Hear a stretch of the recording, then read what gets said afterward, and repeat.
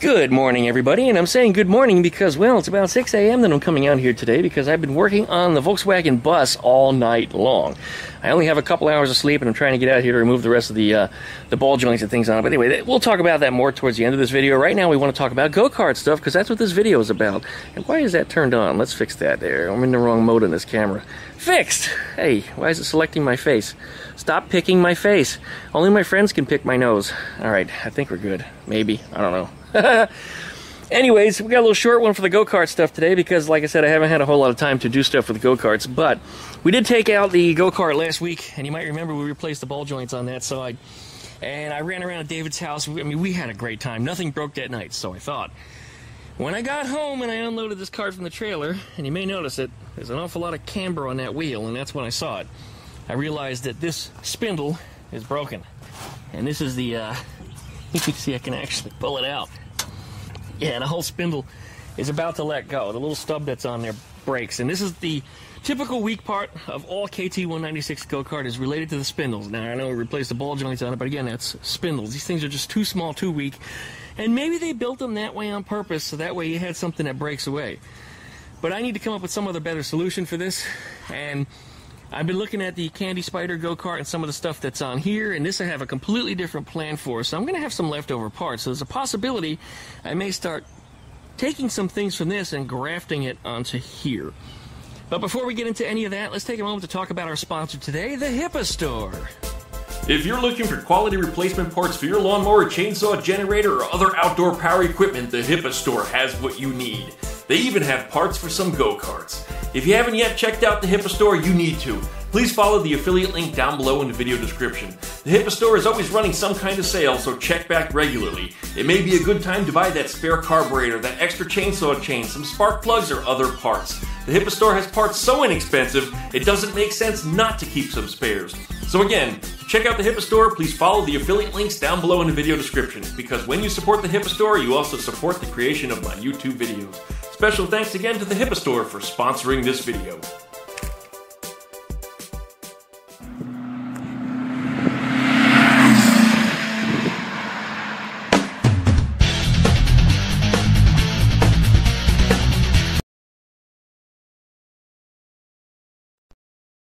Alright, as I was saying, I'm pulling some stuff off of this cart that I'm not going to be using. In particular, the whole rear axle assembly, the entire swing arm, all that's going away because we're going to put an independent rear on here, and the drive shafts and the hubs and everything that I put are all custom Volkswagen installed stuff. So whatever I had from a Volkswagen Beetle, I'm making it work on here.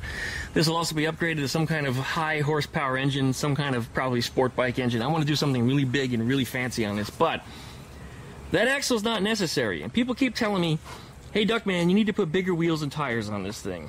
And if you look at the clearances, you know, there's no way you can put a bigger tire on there. You can put a taller tire on, but you can't put a bigger tire on. And then folks say, well, if you just put a bigger wheel on, there shouldn't be an issue. Well, this KT196 go-kart has proprietary axles.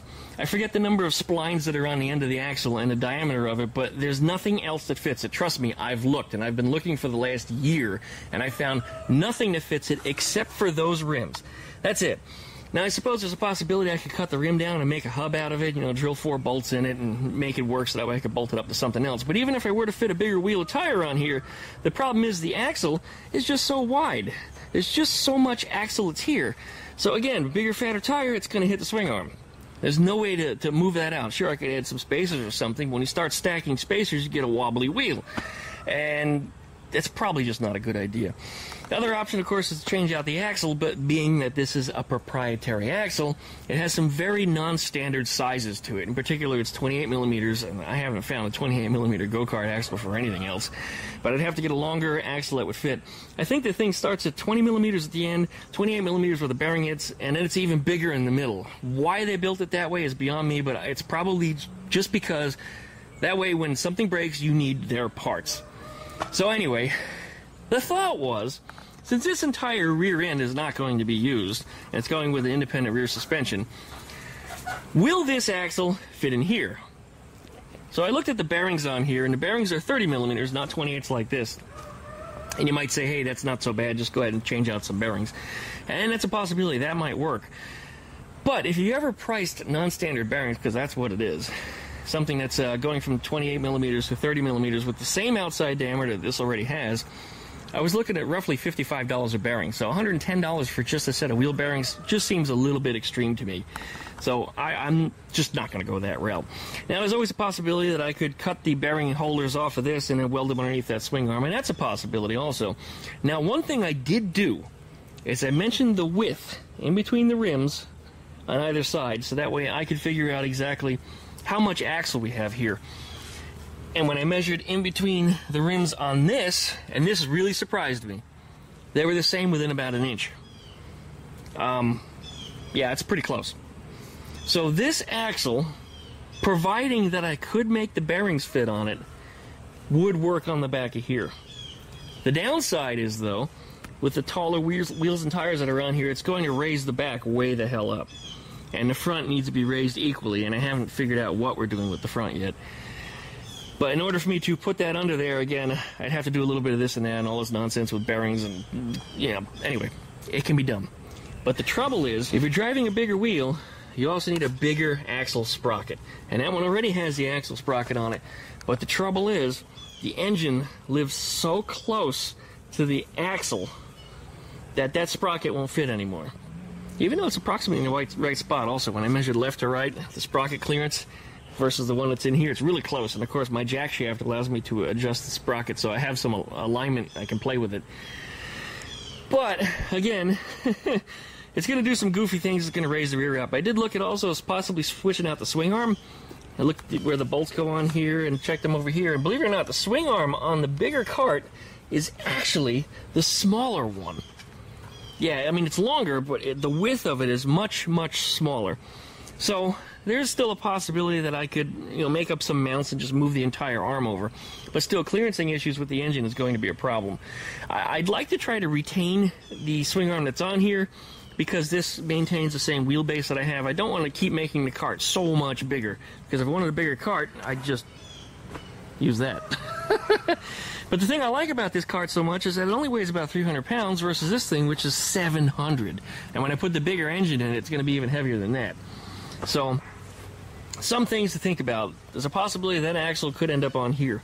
It's going to be some work, and of course I'll demonstrate. You guys get to watch it. But yeah, that may wind up over here. In addition, because I have completely different plans for what I'm doing with the candy cart over here, these spindles may also find their way over there, because those spindles are just so weak. They just yeah. With the way I drive it, how big and heavy I am, and the fact that I added so much additional power to it, it's not a surprise that the spindles let go anyway. I mean, they do on a stock go-kart. David's a stock, but again, David as a driver is not stock. But nonetheless, the spindles, they fail. I can replace them, I can weld them, I can do whatever I want to them. They're going to fail. A possibility is to take the spindles off of the candy cart and make them fit onto there. Now, they are taller.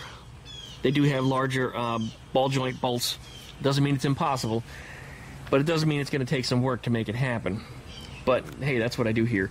And if that goes on, then, of course, those wheels and tires also then could transfer over to here. And that would be kind of cool. In fact, that kind of makes me happy. It makes my little jigglies inside all giggly. Yes, it does. All right, we got chickens running around over there. Look at them. But anyway, that's probably the thought of what we're doing here. I'm looking for suggestions, comments. Anybody that's done any work like this before, and probably they haven't. This is all me. I mean, whenever I build something, I'm always, I'm always cutting a trail through new territory, places where people have never been, things that people have never done, and that's kind of what I'm looking at here. So, well, I don't know. That might be just about it here. Otherwise, I'm still working on the rust in this thing. The last piece that I installed, well, got ready to start cutting, was this piece here, because there was a long 1-inch square tube that went all the way across, and it was so rusted, crusted that, yeah, I just cut it away. In fact, where is it? It's here. There it is. Look at that. That's what came out. And it didn't take much effort to get it out of there either. So I need to finish welding that back in. I also have that tube down there that has a lot of rust of its own, so I need to cut that tube away also.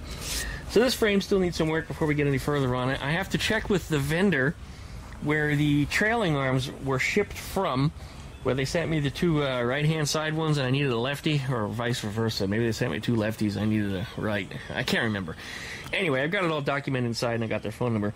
It's actually been 60 days, and they told me to remind them at 60 days to make sure that they've got one, and then they'll send it out to me. So this week will be 60 days. So I'll chase them down on that one and see what they've got to say on that. Otherwise, I think we're going to wrap up this video because I don't have too much more to talk about on these things, and this go-kart is kind of down until I get it fixed. On the short term, I may just weld that spindle back in, and it may last, who knows, maybe one or two more cruises around David's yard, or maybe it'll blow up immediately. I have no idea. So that's one of those things I'm going to pull apart, and I'll probably be working on. Oh, you guys want to know what's kept me so busy? Let me show you. Over here, we have all these trailing arms. These are from a Volkswagen bay window bus, a 1968 bay window bus, which I have up front. I was working on this thing yesterday from about, I think, 3 o'clock in the evening or afternoon until about 3 o'clock in the morning. And the only reason I stopped at 3 o'clock in the morning is because I had to hammer these out. And that got just too loud. It was just too loud. I try to be respectful of my neighbors. I try not to drive them too nuts, you know. So typically when it starts getting dark, I pack it in, I'm done. And I don't start hammering on anything the next day or start yapping my mouth until around, you know, like 9 o'clock, 10 o'clock. In fact, I like to sleep in. That's what I do. So anyway, again, I try to be nice to people and I try not to make too much noise, so I pack it in. But this morning, I was out here bashing these things out, and only a couple hours of sleep and half a bottle of ibuprofen, because crawling around underneath the front of that bus when nothing wanted to come apart, I'm sore all over, and not muscle pain. I'm like physically bruised because I'm a big guy and moving around on the pavement sucks. I need to get a lift and I need to shop. So if you guys want to help me out, check out duckshit.net. There's a donations link. Throw me a bone. I'd really appreciate it. The video quality is going to start getting better and better, and as soon as I get a little more money for some of this stuff and I have the shop, I'm probably going to have somebody do my recording and editing, and all this stuff would just be a lot better than what it is now. But anyway, yeah, let me show you what we got up front. Hey, chickadee dickens, look at you guys. You guys are getting so big. It's Fluffy, and that's Peanut. Here they are. All right, going up front. Bum. Boy, that sun is bright this early in the morning. All right, there is the bus. That's it right there. We got the front end all pulled apart as we talked about. Trailing arms are all out of it. Here's all the parts. Doesn't look like much. I mean, really, that was it. But when it comes to removing these things, I had the dreaded ball joints of doom. I want that closed. Anyway. And what I mean by that is that when you start loosening the nut on a ball joint, yes, I put P-Blaster on it, is that the nut stops turning, or turning on the threads, and the entire ball joint comes free instead. Now, on the bottom of the ball joint, there's a place where you can put another wrench, and you can double wrench it, and hopefully you can get the nut off. But the trouble is, these things were so rusted that there was no ability to put a wrench on the bottom of it, so I couldn't double wrench it. Instead, I found myself just beating on these damn things. And you can tell, just by the mess that's on the ground, how much I beat on these things. It was just incredible. Incredible. Plus, the strap that holds the sway bar on, look at that. These things just, they rust themselves on there. They don't like coming apart. But you notice half the clip is still there and the other half is gone. So as I started beating on it, I found rust in it and it split. So it just kind of fell off. So he's going to need a new set of clamps on there for that, but we'll get that taken care of. And again, there's a whole bunch of parts inside of here too. Now you're probably saying, hey Duckman, what happened to the square back that was in the driveway? Well, it's still here. Here it is. I just finished installing rear brakes on it. We got brand new discs on there. Everything's working great on it. I need to adjust the e-brake cable a little bit. It's just a little loose. We'll get that snugged up, get it ready to go. Everything's bolted down. Everything's good. This car just needs a little bit of tuning, and I need to figure out why that rear window is leaking. It's right around in this corner somewhere. It's leaking pretty badly. And it's starting to cause a couple little rust freckles on the inside, so that needs to be addressed. It needs to be addressed immediately. Well, alright, I guess that's going to be it for now. So we're going to wrap this video up. So everybody, likey, comment, and subscribe. Don't forget to pluck that dingle belly so you get updates every time I upload a video. Check out duckshit.net for all of my different social media links. Also on there, you'll find links to my wish list. That's right. Duckman's got a wish list because he's totally a cam girl, man. It's just short of having my own OnlyFans. So if you'd like to send me a gift, or if you just want to see some of the other stuff that I'm working on, because it's also a list of spoilers. You'll get to see some stuff on there that's going to be for upcoming projects. And who knows, you might even find some chicken stuff up there. Right, little chickens? I can't believe he hasn't started crowing yet. He's 6 months old. No crowing.